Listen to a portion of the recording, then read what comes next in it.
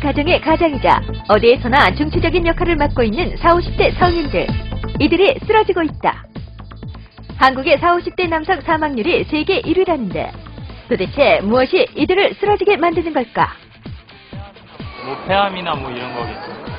위암으로 많이 스트레스하고 암 있는 것 같습니다. 뭐 위암, 폐암, 간암 우선 세 가지 아닐까요? 우리나라 성인들의 사망 원인 중 성인병과 관련된 질환이 대부분. 각종 성인병의 위험에 노출된 한국인. 우리는 과연 어디에 서 있는지 돌아보자.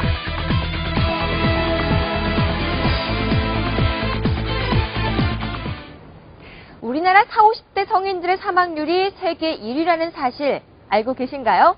자, 그런데 이 사망 원인 중 대부분이 바로 고혈압과 관련된 질환이라고 합니다.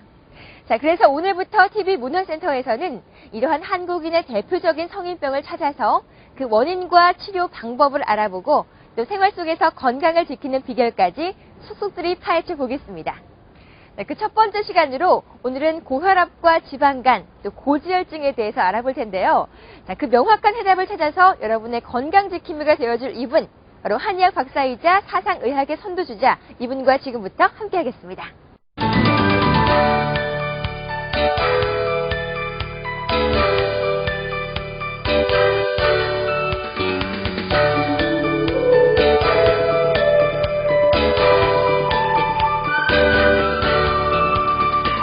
박사님, 도대체 성인병이 무엇인가요? 네, 흔히 성인병이라고 하는 것은 이제 현대병이라고도 부르는데요. 현대에 이제 스트레스를 받고 생활하면서 생기는 각종 질환 일체를 얘기합니다만, 그 중에서 특히 이제 우리 40, 50대를 위협하는 병들은 고혈압, 또 당뇨, 심지어는 그것이 중풍까지 이어지는 그런 상태가 되는 병 일체를 성인병이라고 이렇게 부르고 있습니다. 사실 이걸 어떻게 치료하는지가 굉장히 궁금하거든요. 어떤 치료법들이 있을까요? 사상 체질을 이용해서 치료를 하는 방법 중에 그 구조를 개선시키고 체질별로 그거에 따라서 기능이 개선돼서 병이 저절로 낫게 되고 또 그거를 총괄하는 몸의 구조와 기능을 총괄하는 마음까지 치료를 할 수 있는 그런 방법을 통해서 평생 약을 먹지 않고도 중풍이나 암으로부터 자유로워질 수 있는 그런 치료법들을 쓰고 있습니다. 사상의학에서 말하는 체질별 분류법. 사상의학회에서 공인된 체질 진단 프로그램으로 본인의 경향성을 쉽게 확인할 수 있는 프로그램. 이 프로그램은 현재 각 대학 한방병원에서 체질 진단 검사법으로 쓰이고 있다. 우리나라 성인 중 4명 중 1명은 고혈압 환자. 하지만 고혈압 환자의 30% 정도가 자신이 고혈압이라는 사실을 모른 채 살아가고 있다는데 고혈압의 모든 것 지금부터 알아볼까요? 우리 한국인의 대표적인 성인병이 고혈압이라고 하는데 단순히 혈압이 높은 걸 얘기하는 건지 어떤 병인지 잘 모르겠거든요. 고혈압이 어떤 병인가요? 네, 고혈압의 기준은 이제 심장이 수축할 때 혈압이 140 이상이거나 심장이 이완됐을 때 혈압이 90 이상인 경우를 고혈압이라고 얘기를 하는데 최근에는 세계보건기구 WHO에서 120에 80이 넘으면 다 고혈압이라고 보고 치료를 해야 된다라고 기준을 좀 엄격하게 적용하자라는 얘기가 나오고 있습니다. 근데 보통 흔히 얘기하기로 고혈압이 위험하다, 합병증이 많이 발생할 수 있다라고 말씀을 하시는데 정말 그렇게 위험한 건가요?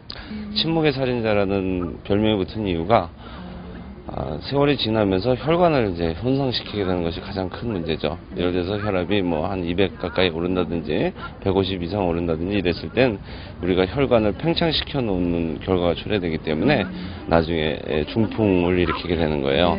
심근경색이라든지 협심증이라든지 아주 돌연사를 일으킬 수 있는 위험한 그런 결과를 초래하기 때문에 고혈압 자체의 위험보다는 그런 합병증의 위험이 더 크다고 볼 수 있죠. 침묵의 살인자. 그 별명만큼이나 무시무시한 병이 바로 고혈압. 박사님, 아무리 그래도 치료법은 있겠죠? 저희 한방 치료에서는 특히 사상체질의학에서는 사상체질별 기능구조치료법이라는 그런 치료 방법을 사용해서 중장년들의 이제 고혈압을 마음의 치료까지 이제 가세시켜서 마음을 안정시켜서 저절로 혈압이 오르지 않게끔 하는 그런 방법을 유도할 수 있고요. 몸을 치료하는 데서도 역시 이제 구조와 기능을 나누어서 몸의 구조가 똑바로 되어 있으면 신경 전달이 원활하게 되고 장기 기능이 살아나서 몸의 구조를 똑바로 맞추기 위한 추나요법을 쓰게 되고 거기서 파생되는 어떤 신경의 이상 같은 것들은 우리가 기운을 잘 돌게 하는 파동 치료라든지 레이저 치료라든지 한방에서 쓰는 이제 사암 침법이라든지 이런 방법으로 기를 잘 돌게 만드는 그런 방법을 통해서 몸에서의 기능과 구조를 맞추는 삼박자 치료를 하게 되면 아주 좋은 효과를 볼 수 있고 평생 약을 먹어야 되는 그런 부담으로부터도 자유로워질 수가 있는 겁니다.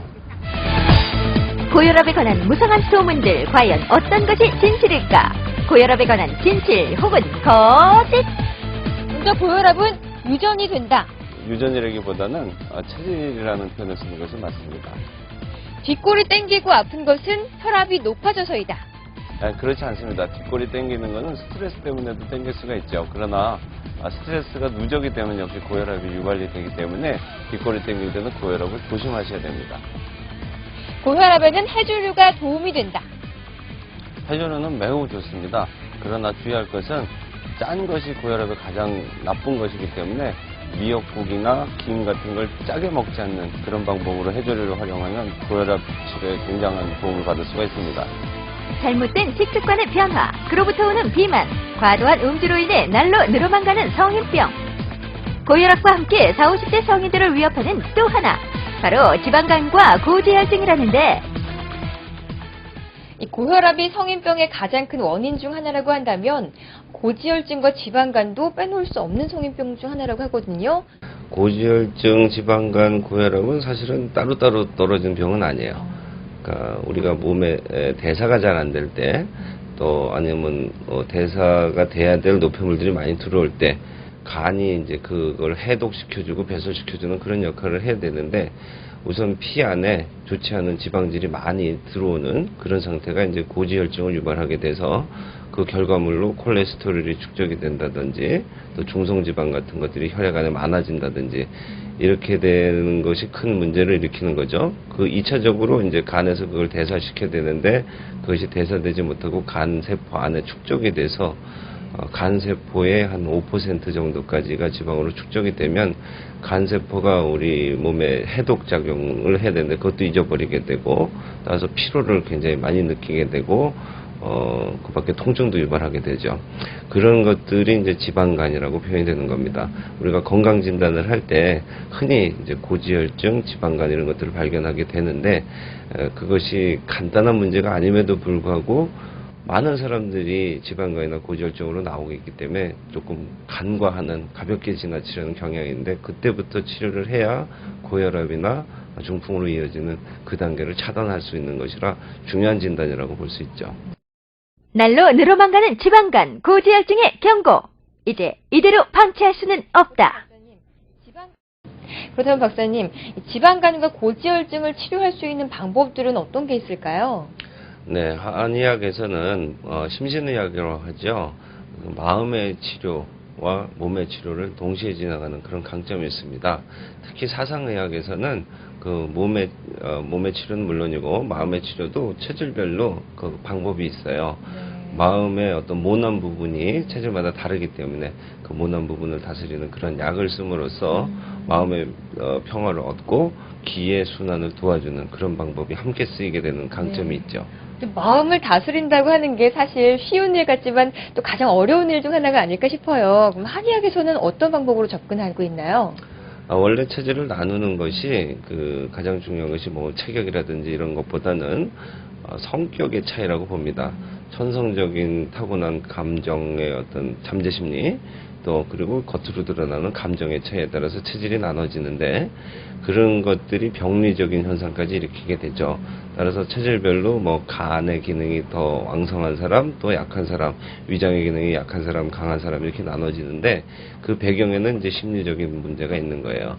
그런 것들을 다스려 주는 것이 이제 사상의학에서 추구하는 바이고 그거를 통해서 몸의 건강을 이제 치료하게 됩니다. 그렇기 때문에 평생 약을 먹어야 된다든지 이런 병들로부터 우리가 이제 자유로워질 수 있는 것이죠. 네, 그렇게 마음을 다스리고 그렇다면 몸은 또 어떻게 다스려야 될지 궁금하네요. 네, 지방간이나 고지혈증은 결국 이제 몸에 나타나는 이상 질환이고 피곤을 느끼고 통증을 느끼게 되는데 마음의 치료와 함께 그걸 또 다스려 줘야 되죠. 그것도 역시 어떤 기능의 이상이라고 보고 그것만 치료하면 한계가 있는 거고요.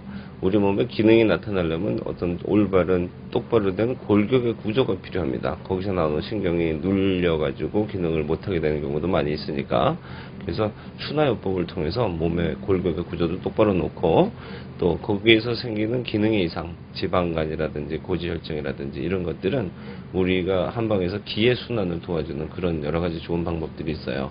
그 중에서 요즘 이제 효과적으로 쓸 수 있는 것은 레이저를 통한 침 치료가 있습니다. 그래서 기의 순환을 침을 통해서 하면서 레이저의 효과를 플러스해서 더 좋은 효과를 거둘 수 있고요. 또 파동 치료라는 것이 있는데, 기의 순환을 이제 파동이라고 생각을 하고 병이 있을 때는 잘못된 파장이 나오는 것이고, 건강할 때는 건강파가 나오게 되니까 건강파를 집어넣음으로써 그 병을 완화시켜주는 그런 효과를 거두고 기를 잘 순환이 되니까 순환에 문제가 생기는 지방간이라든지 고지혈증에 매우 탁월한 효과가 있고, 마음까지 다스려주는 이제 그런 치료가 우리가 배경에 깔려 있었기 때문에 다시 재발하는 그런 것도 막을 수 있어서 고지혈증 지방간으로부터 자유로워지게 되는 거죠. 평소에 좀 그 업무상으로 술을 많이 먹다 보니까요.